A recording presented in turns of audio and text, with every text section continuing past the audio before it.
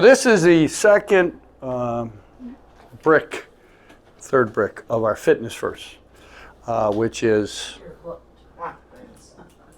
the foundation of this program. Again, his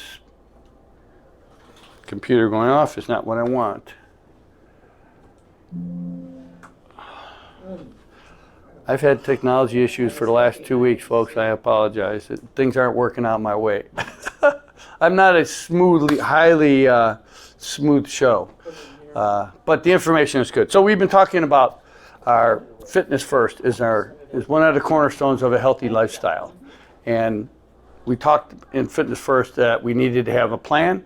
That was the first foundational brick of having a fitness plan, a fitness-based lifestyle, and 2 is to start a walking program. Now, I know Gene's been walking somewhat. Here and there. Here and there, here and there. But it is foundational to an overall healthy lifestyle is to walk on a regular basis. I'm a firm believer in it. If you can walk 5, 6, 7 days a week, great. You should. And like 30 minutes? I think everybody is at their own level of endurance or what they can, what they're capable of. But my basic program, which we're going to go over, what we've talked about, is a program that's 5 minutes, then 10 minutes, and slowly grows on itself. It's started slow and let it grow. Anything else, that's the way to do it. You don't jump into a 3-mile walk when you haven't walked in a long time, because you're going to have injuries and you're going to have setbacks. To prevent that, it's always start slow and let it grow. But in our next part of our fitness section is muscular strength endurance, flexibility, and cardiorespiratory conditioning, and how important it is for you to develop a resilient metabolism, a resilient profile as far as all your numbers, your cholesterol. All these things are all based together.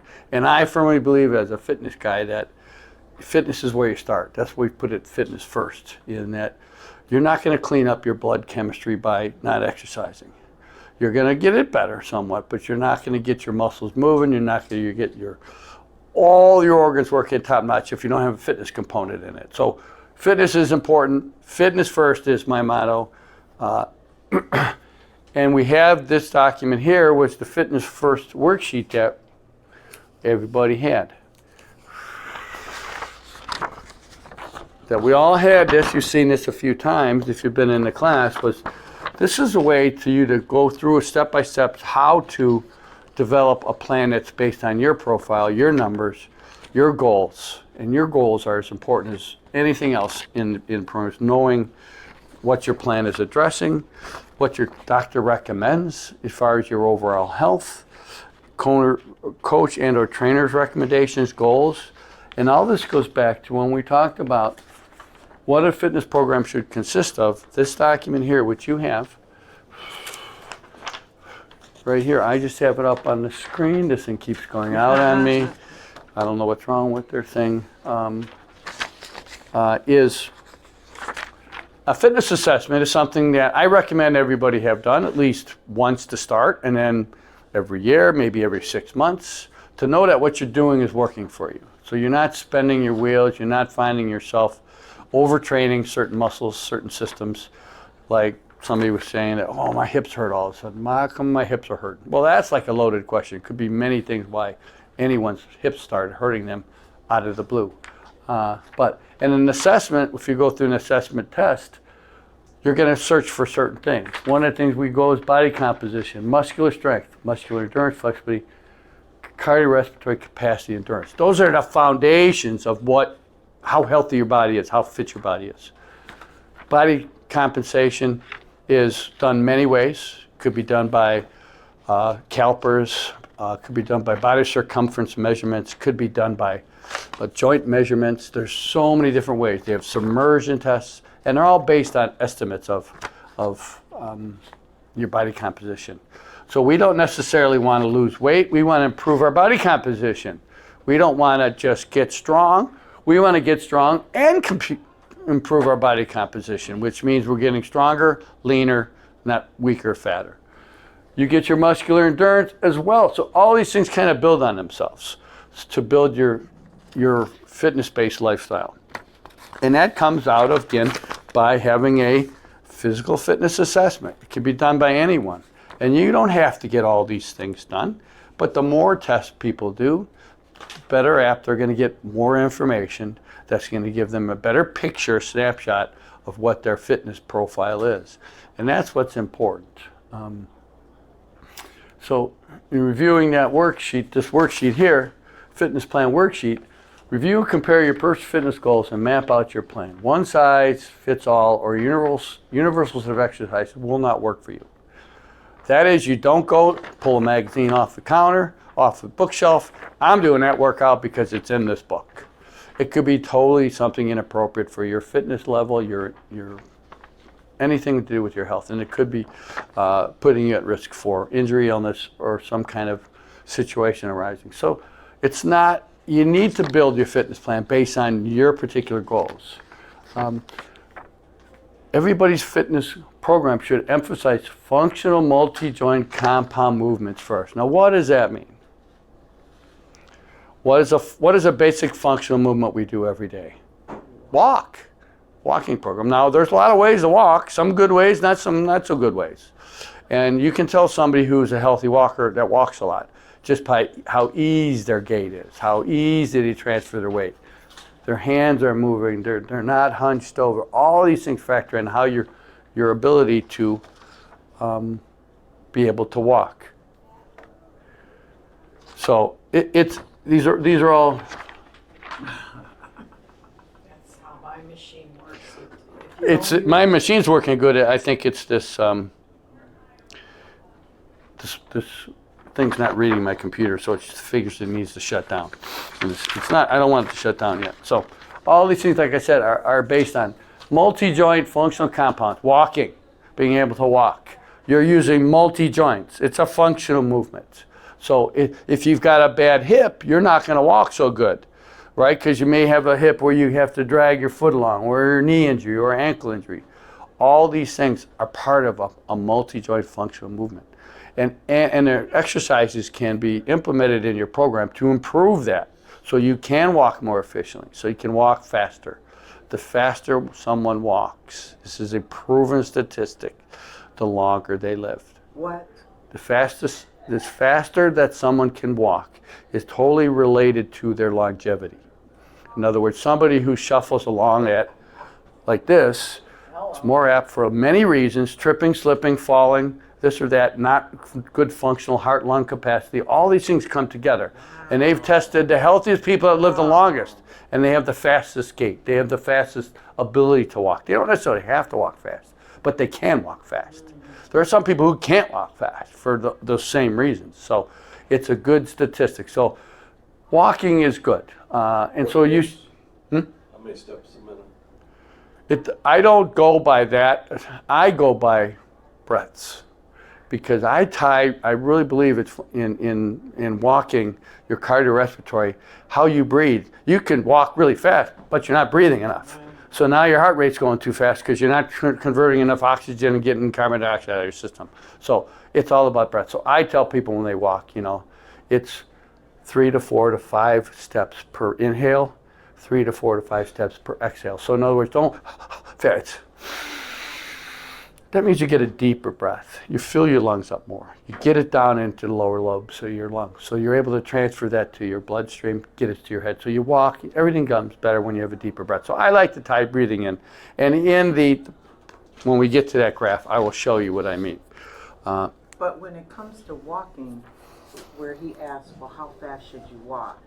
How fast you're walking is still going to tie into how physically fit you are. Right. So, it just... That's why I said a statement. Just as a general statistic, the faster you're able to walk, the healthier you're going to be, the longer you're going to live. So it's just a symptom all the way back. Right. So it's walking is so important. People who don't walk, who are sedentary, don't live very long.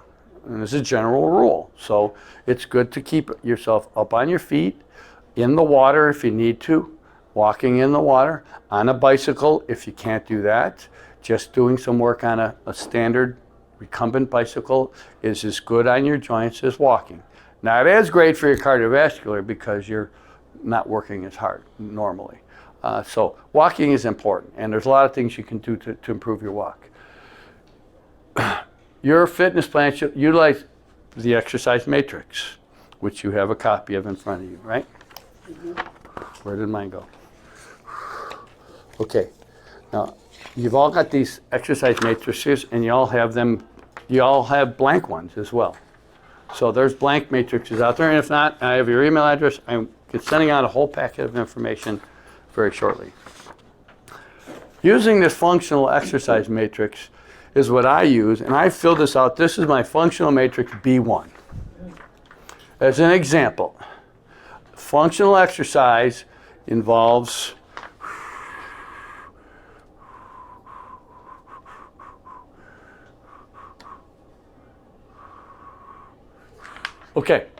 functional exercise involves a push-pull movement, like certain muscle groups, a rotational function, intervals or walking, heart, cardiovascular, locomotion, moving forward and back, and elevation change, up and down. If you put any exercise into these blocks that meet these codes, you can construct a good, sound exercise program. And that's why I provide this, and this is what I recommend people. I'm not going to give you need to do this, this, this, and that, because I haven't done an assessment on you. I couldn't tell you what's more appropriate for you. So the scope of this program is to show people what they can do to build a healthier lifestyle. Use this type of matrix to build your exercise program. Strength. Here's a exercise matrix. Now we're talking about functional PrimeFit is P is push-pull, rotation, boom. This is interval or type and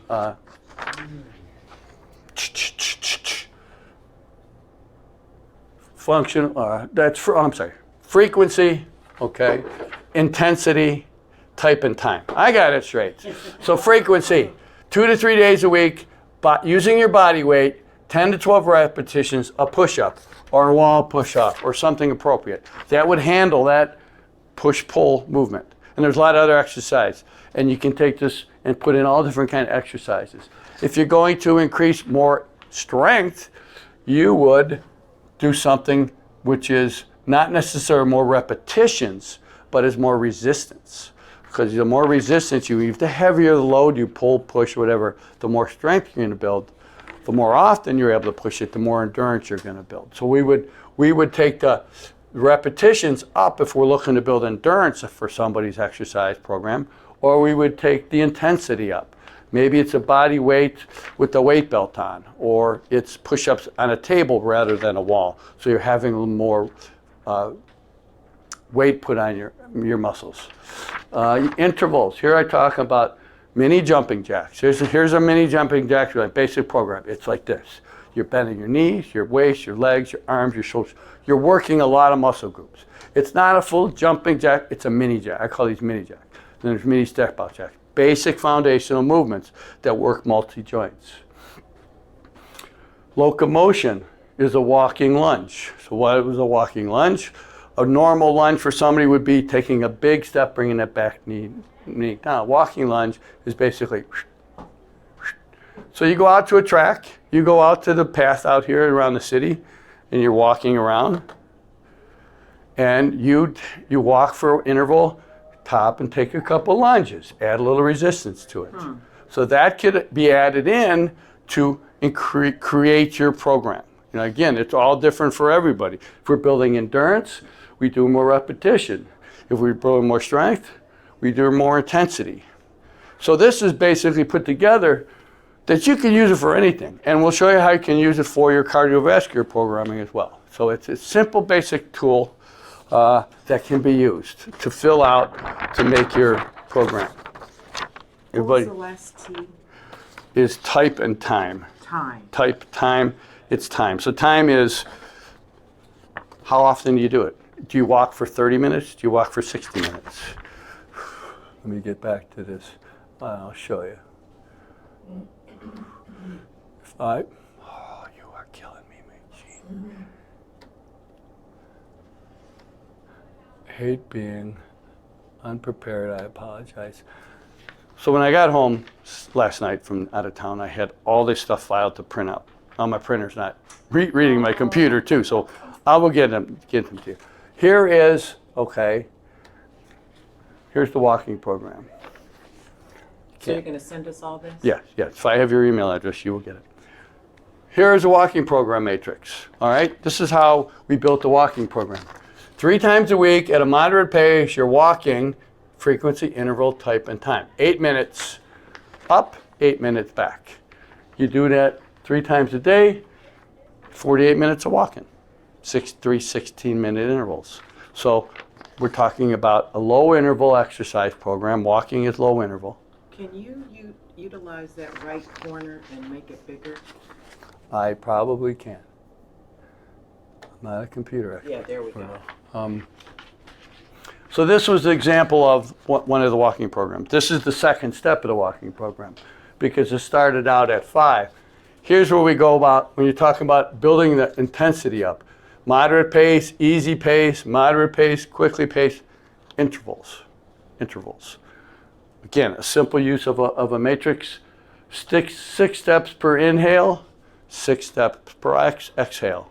Talking about breathing, okay, all the way down, and time. So you can build, and we build, when I work with people one-on-one, we build these programs out for them. Exactly, that's something that they can follow. So Monday, you're pulling this exercise sheet out. Tuesday, you're pulling this exercise sheet out, and you follow it. Takes all the guesswork out. And it's pretty simple solution to a complex options, but it's really a simple thing. Fitness is simple. The work is hard, but fitness is simple concepts. Strength, muscular strength and endurance are the key components of longevity. So if you have strong legs, you have the ability to walk, you're going to live longer than somebody who doesn't have the ability to either of those. Because when you can't function because you're weak, you're now more reliant on other people, other things for your survival. So the more you're able to live independently, be able to walk, get up and down from a chair, get up and down from the floor, your better chances of a quality of life greatly increase. So that's the function of muscular strength and endurance, is to build your longevity up by giving you enough appropriate leg strength, enough appropriate cardiovascular capacity so that you're not finding yourself out of breath, inability to do simple personal tasks, care for yourself, and for other people who may be under your care, which happens a lot, so that you have to take care of yourself to be able to do that. So again, this is just the walking program matrix, how we converted it to walking program. This basically would be under your intervals, okay? Mini jumping jacks, okay? Then you got locomotion, walking lunge, okay? That locomotion could just be walking program. We could just be, on this day, you're going to do walking program. The next day, you're going to do a strength program. Next day, you're going to do flexibility, which we haven't touched, much on yet. So there's a lot of parts to your overall plan that we built with the worksheet. And if you fill this worksheet out and you answer these questions, you're going to get an idea of what your short-term fitness goals are, what your long-term fitness goals are, your functional strength plan. We can build that then. Say, okay, for you to get overall body strength, I don't give out too many generic programs and say follow this, because you're missing that one-on-one interaction with the fitness person who you're working with. You're not going to the doctor, your medical doctor, and asking for fitness information, are you? He doesn't know it, unless he also has a degree in exercise physiology. Doesn't happen too much. You're not going to go to your accountant and ask for medical advice. You go to a fitness professional and ask for fitness advice. And there's a great large range of different levels of that as well as medical doctors. So the fitness people are out there and around in your community. They all could be utilized to help build your own plan. And that's important. Come on, get back up there. Okay, so that is a walking program functional matrix that was created just for that. And I have many of these that I use for people. I say, you may be better off, this is step 2. Somebody who's been walking ready may go right to step 3, the third matrix that I have. Or they may appropriate to start at matrix 1, whereas you're walking. One. Doesn't it say 1? Yeah, it's the number 1 walking program matrix. I have different levels within the matrix. It's just, yes. Okay. There's the beginners, then this is number 1, so this is the second step. The beginning one is to basically for somebody who doesn't walk on a regular basis right now. It's a different one, it's not pulled up here. Again, all these documents are available through the emails. Send me an email if you don't have anything. I send out group emails periodically to everybody who's registered, but believe it or not, this list has changed tremendously since we started this program. It's a lot of different people who are not in since the beginning. And that's not necessarily a problem, it's just you miss some of the background of why we're talking about something along the way. But through the magic of science and remote control TVs here, it's all available on my YouTube channel, so you can go back and review these videos to catch up. And all the ones from the beginning of the program are available on there as well. So again, I could talk to you about that at a later time, how to access all that information for you. So this is a walking program matrix.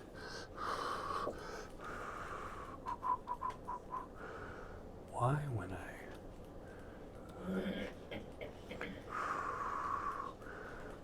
I didn't do a full PowerPoint on this, like I said, because I wasn't able to do that. Where's the blank one? Okay.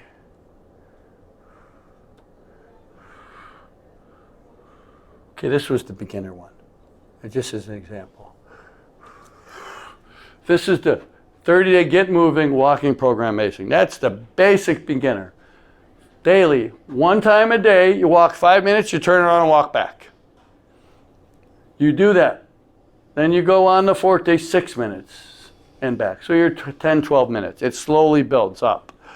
It's so much, I can't express the importance of not overdoing it. Too soon, too fast, too much. I talk about that in this program. If we take on too much work, too fast, meaning we're not ready for that, you know, you're going to overload your neuromuscular system. You're overload your brain. You're going to be fried. You know, if you ever work out too hard, you get that. I just don't have the willpower to do it anymore. That's all because it's a symptom of overtraining your body. And it's something I'm very familiar with because I'm usually in that state myself because I teach all these classes, and I have to because that's part of what my job. But I don't recommend. I would be better off physically if I didn't work out as many classes as I teach a week. And I'm trying to remedy that slowly but surely, so I don't have to do that. But then somebody call me, will you start a program here? Will you doing this? But because it is something you have to manage. It's not too much, too soon before you're ready, and too hard. If I asked you to pick up a 50-pound weight, you wouldn't be able to do it most likely. You say, that's hard, that's too hard.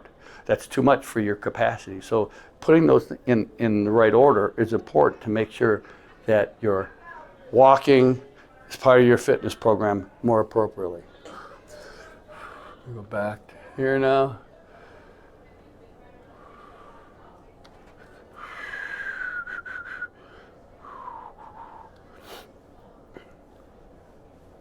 This is just not working right.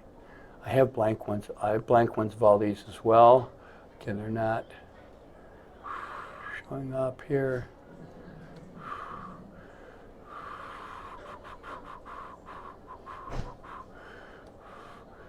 This was the basic matrix.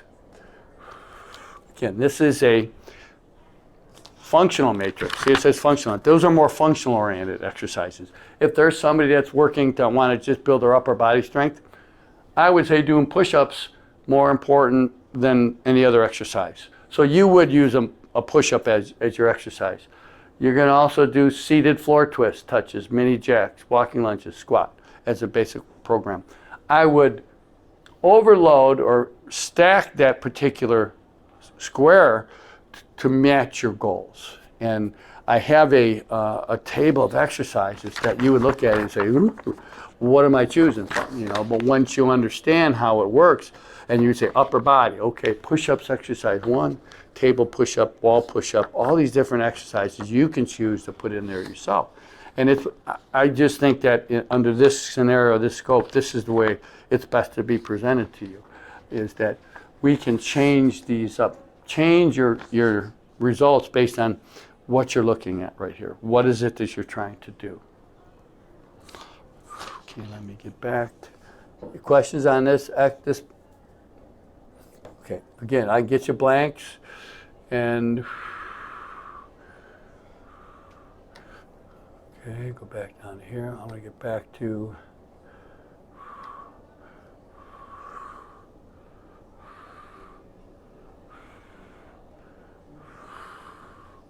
okay. The fitness plan checklist. This was given out at the last class. Y'all should have this checklist. The checklist would help to work your worksheet out. These are the things that are important as part of a fitness plan. Again, we talked about it. Getting yourself prepared, getting the information, getting your blood work. All this is part of your foundation as well. Taking control, discussing your information, your particular case with your coach or trainer. Initiate that relationship. Find a relationship that works. Get your assessments done. Create a fitness plan and include functional strength, stability, and mobility exercise. Develop your support group. Any kind of support group is better than none. Even if somebody who doesn't have the same fitness goals as you, if you happen to meet with them, walk with them, talk with them about health, you can find support with other people. It's best to have your support group with like-minded people who are trying to go for the same goals. Could be family members. It could be a neighbor. It could be somebody you exercise with normally at the gym. But having that support group is going to help. Provide, as part of the group is your personal trainer possibility, health coach, workout buddy, massage professional. Massaging is something for people who are overtrained to get a muscular massage on a regular basis. Helps clean out the muscles, helps clean out the bad stuff in your muscles so that you work more efficiently. And there's a lot of things that you can do not for that. Again, support group, a walking group, join fitness classes, small group fitness training. These are all the items you get together that we talked about putting together overall fitness plan, getting us to the point where we want to build these exercise matrices out for you.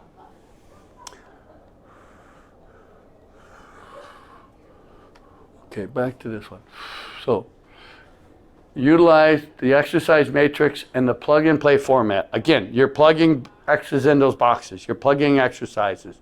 You're getting feedback from your fitness professor. Say, how many of these should I do? You know, how many body weight squats should I do? How many walking lunges should I do? That's up to you and your coach, or basically up to you. Personally, ideally, it's up to you to make wise choices on that. So the more information you learn about it, what's appropriate, then you're going to make the best choices for yourself. Again, this is a kind of like a help yourself course. We're trying to give you the information so that you can help yourself. So again, plug and play format. So now we get to the other part is flexibility. And I didn't include it in here as much as you may think, because flexibility is important. But more important than flexibility is your stability, is how stable your joints are.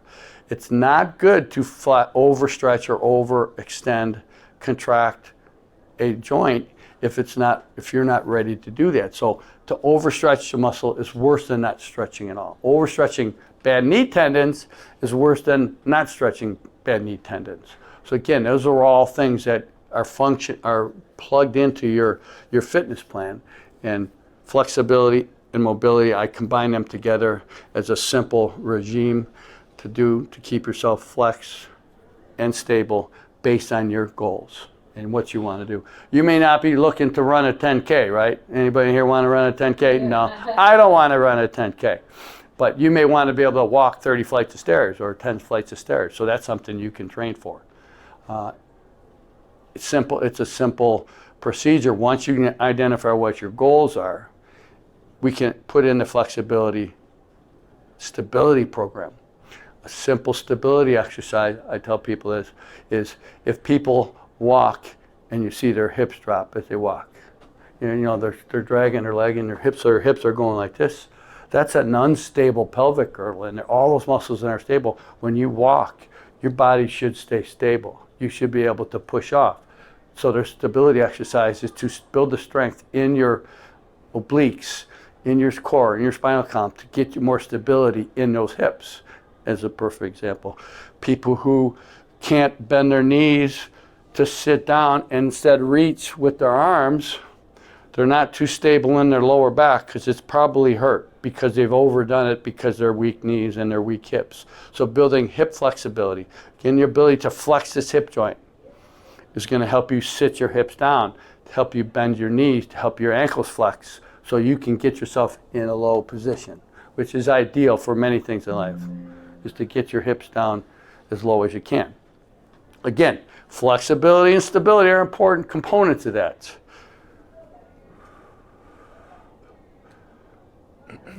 Cardiorespiratory capacity endurance. Okay, so we just seen this little thing here before. I'm sure you've seen this in the gyms. It's pretty simple training heart rate zones. When we talk about cardiorespiratory conditioning, is how efficient your lungs are able to take the oxygen you're breathing in, take the carbon dioxide out, oxygen in, carbon dioxide out, and transport it through the heart and up to your brain. Because if you've got metabolic syndrome issues where you're not exercising appropriately, you're not going to get your heart rate up enough, you're not going to be able to breathe deeply enough, you're not going to get where you need to be. So there's different zones. And in cardiorespiratory conditioning, everybody you saw with the old chest belts, now we've got these wristwatches that tell you what your pulse is. You know, they're really good tools for you to see what I'm walking, let's check out what my heart rate is when I'm walking. I feel good, I'm not out of breath. I'm able to walk and talk at the same time. We're talking low intensity interval training. Just walking is a cardiovascular exercise. So 30 to 50% of your maximum heart rate. So that is even lower than this. Most of the scales say fat burning zone is 50 to 60% of your maximum heart rate, which is what? Anybody know how to figure that out? Number. It's the number 220 minus, I'm 65, so 10 minus 5 is 5. 155 is my maximal heart rate. I wouldn't want to exercise above 155. I do, because my capacity is higher than that. But that's just your maximum. So now, if you're taking 50% of that for your low cardiovascular zone, right? 155, so we're talking about 77, roughly. So that's pretty low. I mean, that's like a slow walk to get your heart rate up to 77 is the heart rate of 155, about 50%. It's 220 minus Age, your age, minus your age. It's just a generic Is that formula. all it is? That is your maximum heart rate? That's what is recommended by most people in the fitness industry is your maximal heart rate. 220 minus your age. But again, if you're out of shape, that's still maybe too high, you know, or you could be on medications which are stunting your heart rate. Beta blockers, you know, calcium channel blockers, things that you're taking for your heart and your cholesterol and all that affect your ability to get your heart rate up. So people who are on beta blockers, they're not going to get their heart rate to there. It's going to stay low because it's forcing your heart to stay low so it doesn't overwork if you've got a condition. So that's how you figure it out. So boom. Now this is for me at the lowest zone at 77. So, all right. Now look where it is here. This is the maximum heart rate, lowest heart rate. So if I want to move up the weight control zone, 60 to 70%. Now, how do I do that? Here I have 50 to 70% moderate intensity interval training. How do I get to a moderate intensity? Easiest way, again, is based on your heart rate. So if I take 70% of 155, it's going to be a higher number, right, than 77. So you can see that how you come up with the range you want to work in. That's moderate intensity. High intensity, 70% of your maximal heart rate. So that's higher level yet. You may never get to that. You may get to that higher heart rate, but at a lower intensity exercise because your cardiovascular conditioning is not up to full capacity. You know, as we get older, that capacity reduces like all our strength does, our flexibility, everything declines on a natural path. We all want to see, I've shown this graph before, here's our lifespan, right? You know, this is when we're young, right? And we get older, our capacity goes down, so we can't do as much. And it's more like, then you have this other graph which comes like this, right? This is your quality of life. It's really good when you're young. This is 0, right? This is, I think they use only like 90 now as the maximum heart rate, because there are people who live longer, but the average heart lifespan is lower than that. So look, this is your lifespan. Now this last section here, where you're in full decline, that's not the quality of life you like, right? So that's, you're in decline because your ability to do work is dropping off. This cardiovascular capacity is dropping down. This number is going to go higher, higher, higher, doing lower and lower work, because that's your capacity of your current health and capacity. So all this exercise we do is we're trying to increase this, or I should say draw this out at a longer breath so that you have a higher quality of life. Too bad this thing aren't the best. I should have brought my own. We want this thing to go like this. Until at the end, boom. We want to live healthier longer till our body says, that's enough. You know, your organs will give out based on your genes. You know, you can't add 30, 40, 50 years to your life yet, but you can make 20 years of better life. So that's the whole purpose, is increase that quality life, that health span, not necessarily your lifespan. So boom, you need to have cardiovascular high interval training in your program. Again, you may not be able to get up to a high level of 70%. Heavy people, on average, can't get to 50 to 60% of their maximum heart rate. They're too out of breath. They just can't do the work. You're carrying extra weight around. It's harder to do things on your muscles. Your heart rate goes higher. You get out of breath quicker because you're not able to exchange the oxygen because your lungs aren't working 100% anymore. So there's a lot of reasons why your capacity goes down. But weight control zone, aerobic zone, anaerobic zone, these are the higher levels you go, the higher quality of life you get. So at 70 years old, somebody that starts exercising, they're never going to get up to this zone. You know, just the fact of the matter. It's most genes, people aren't going to build the capacity to do that. But you don't need to get up to where you work at 90% of your maximal heart rate to get improvement. The biggest improvement starts at the bottom.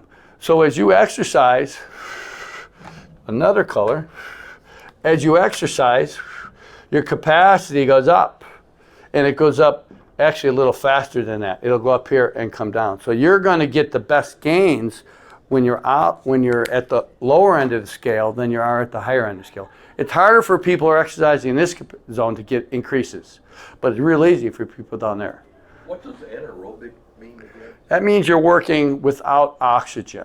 And it's just, it's like aerobic means with oxygen. So when you're doing aerobic exercise, you're breathing, you're making your body work at a pace that your body's able to convert glycogen, ATP, these things that all make us energy in our mitochondria so we can do things efficiently. Okay, you're with oxygen. But once you work it really hard, you're picking up something heavy, guess what? Your oxygen runs out. You're not able to burn energy with aerobic condition. With the aerobic Krebs cycle, it's a system that your body uses to convert glycogen to energy in your liver, in your muscles, in your organs. It's not as efficient at it as it is when you're older, but it still can get better. So anaerobic is your body's able to move your muscles without oxygen, and still. Dangerous? Well, you look at it like a bodybuilder. It's because it's so grossly obvious. They're really strong people. Okay, you may think that they're all really tight, not able to stretch, can't run.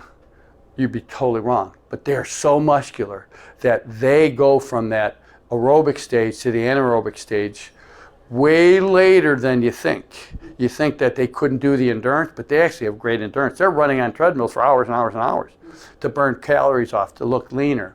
But they're still able to do that. to be able to work. So it's nothing that you can pinpoint. Say, I got to shoot for this dart on the board. Life will be good. Life's going to be good if you do anything. It can be better, and that's what we're hoping here, is that you pick up some things to make your life better by adding muscular strength, adding muscular endurance, adding some flexibility exercises into your matrices. So this is really the key, is doing that math and say, okay, this is your numbers. I can work on the treadmill about 180 beats a minute.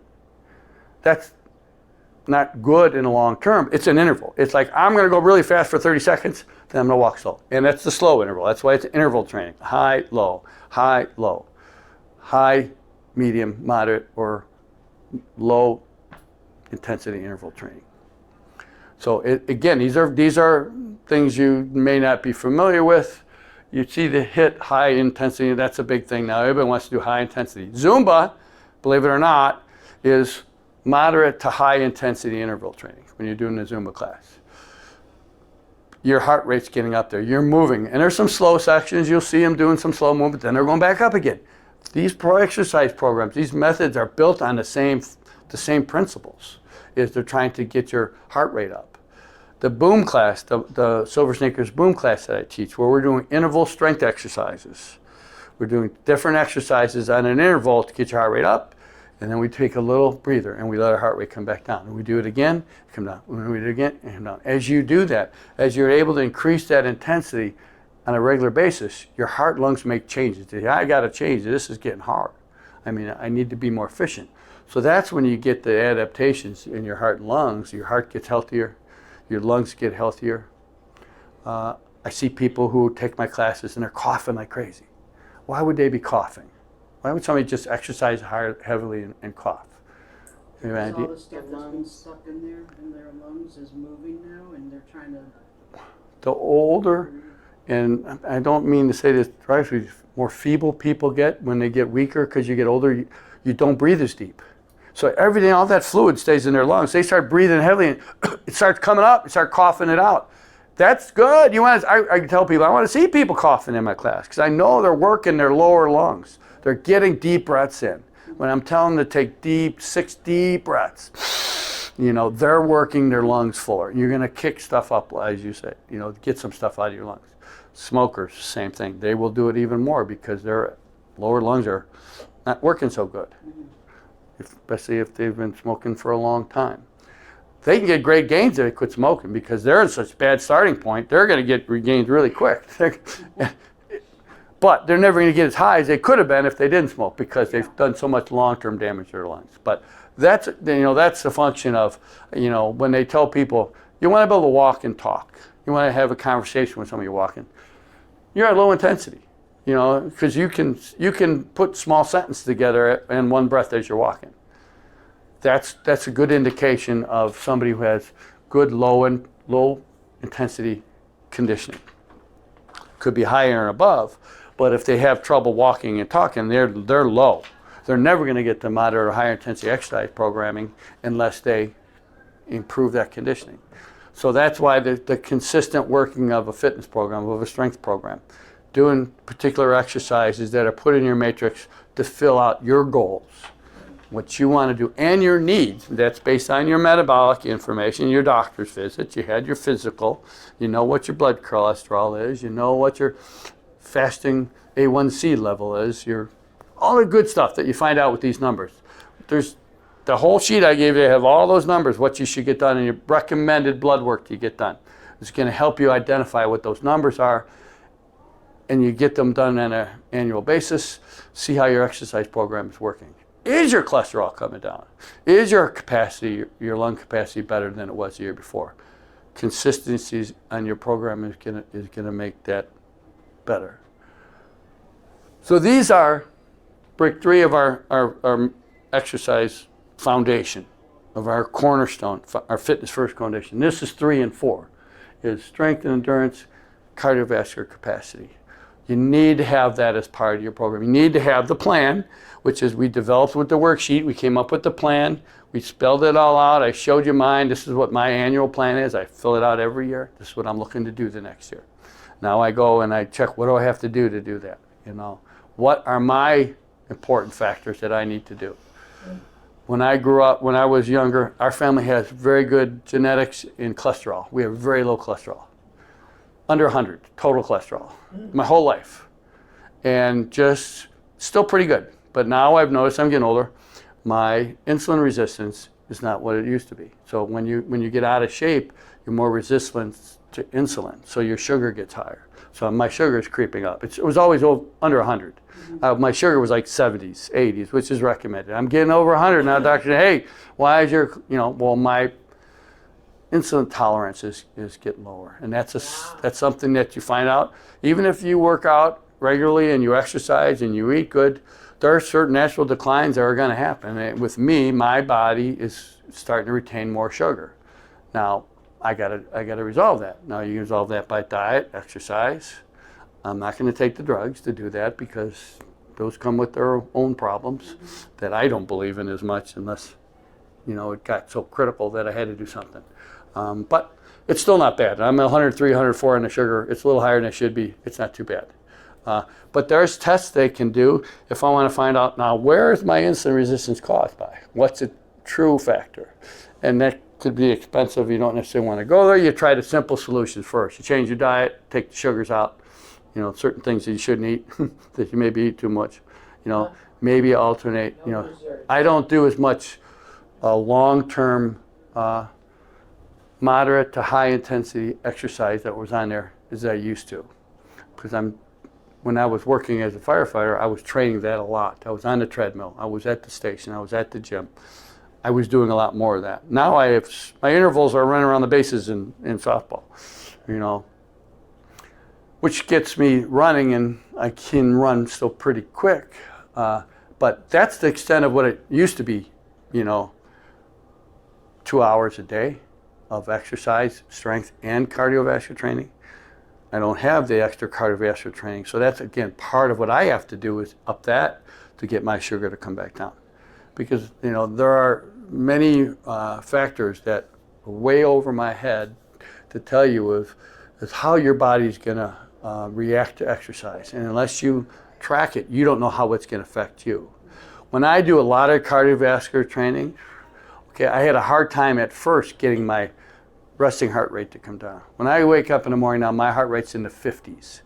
I had guys I worked with that was in the 30s, high 30s, 40s. Now that can be good or bad if you're not on medication or not. But so I never had that before. I was always 70, 72, maybe in the high 60s, but my blood pressure would drop. When I'm doing cardiovascular, my blood pressure dropped. I was getting dizzy a lot. I'd stand up, my blood pressure was like 95 over 60.